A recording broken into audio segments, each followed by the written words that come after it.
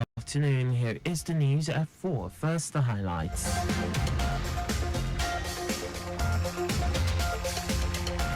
Lagos State government trains leaders in health sector, parastatals on human resource management. Kano State Judicial Commission sanctions 3 magistrates registrar over misconduct. On the foreign scene, Israeli Prime Minister describes intense fighting in Gaza City, Rafah nearly over.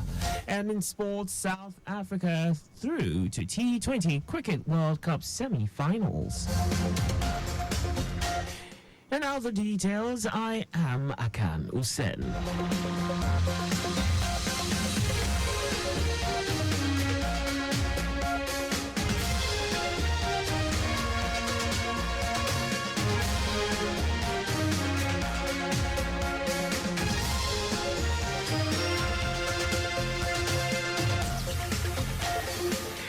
Office of the Head of Service, Lagos State, through the Office of Transformation, Creativity and Innovation, OTCI, has organized a Human Resource Management HRM sensitization exercise for public servants in the health sector and other agencies of government to drive performance and enhance service delivery.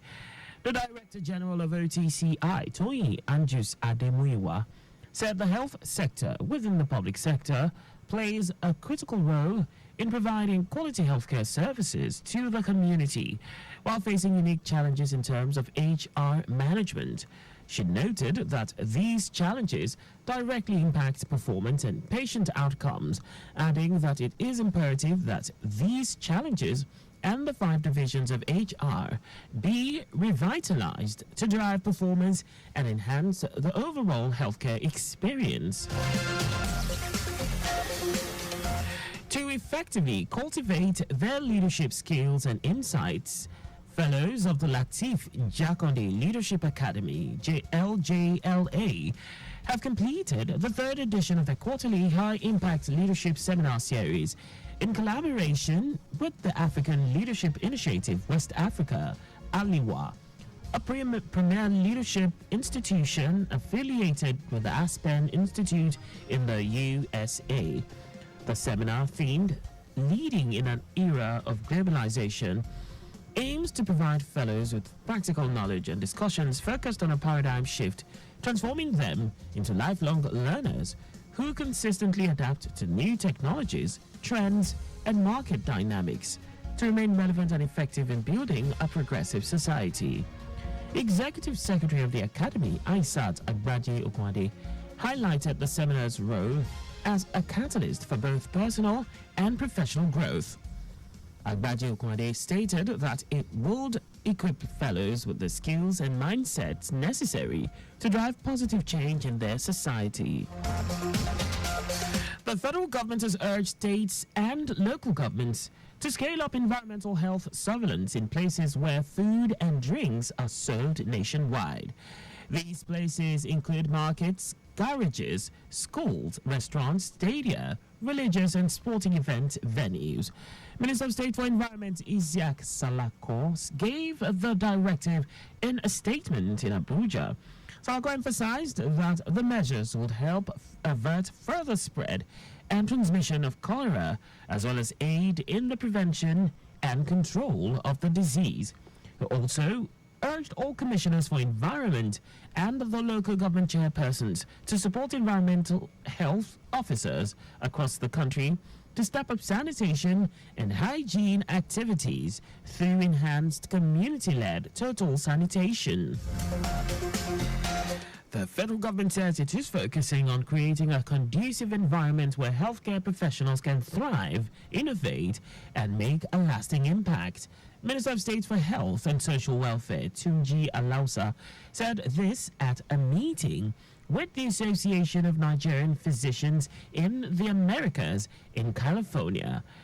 He said in a statement that Nigeria will host the ANPA conference in 2025. The minister who represented President Bola Tinubu said the government is determined to bring transformative changes to the health sector. Now to the rest of the stories. Kano State Judicial Service Commission has taken disciplinary actions against 3 magistrate judges by recalling them from judicial duties for alleged misconduct. The commission, in a statement by the spokesperson of Kano State Judiciary, Baba Ibrahim, said Chief Magistrate Talatu Makama of Magistrate Court Number 29 has been recalled from the bench and relieved of all judicial duties with immediate effect. Also, Senior Magistrate Rabi Abdul Kadir with Magistrate Court Number 48 and Chief Magistrate Tijani Minjibi with Magistrate Court Number 60 were recalled from their judicial duties for 1 year. The Commission also issued a strong warning to Senior Registrar Abdul Nasir with the Appeals Department of the High Court and deferred his promotion for 1 year. Minister of Solid Minerals Development Dili Alake says the solid minerals sector and the National Gold Purchase Program will increase the country's reserve and boost the Naira's value. Alake stated this when he presented the latest gold bar sourced from artisanal and small gold miners and refined by an agency in the ministry to President Bola Tinubu. He said the refined gold was refined to meet the London Bullion Market Association Good Delivery Standard and would be sold to the Central Bank of Nigeria, CBN, to bolster foreign reserves. The minister said that the production marked the first commercial transaction under the National Gold Purchase Program, NGPP, the centralized offtake scheme supported by a decentralized aggregation and production network of artisanal and small-scale miners and cooperatives. And now to foreign news. Israeli Prime Minister Benjamin Netanyahu says the intense phase of fighting in Rafah in southern Gaza is nearly over, noting that this does not mean that the war is coming to an end. Netanyahu says the war will continue until Hamas is completely driven from power. According to him, the Israeli military will soon be able to redeploy troops to the border with Lebanon, where exchanges of fire with Hezbollah have been escalating. Netanyahu also rejected the idea that the West Bank-based Palestinian Authority should run Gaza in place of Hamas. And now sports.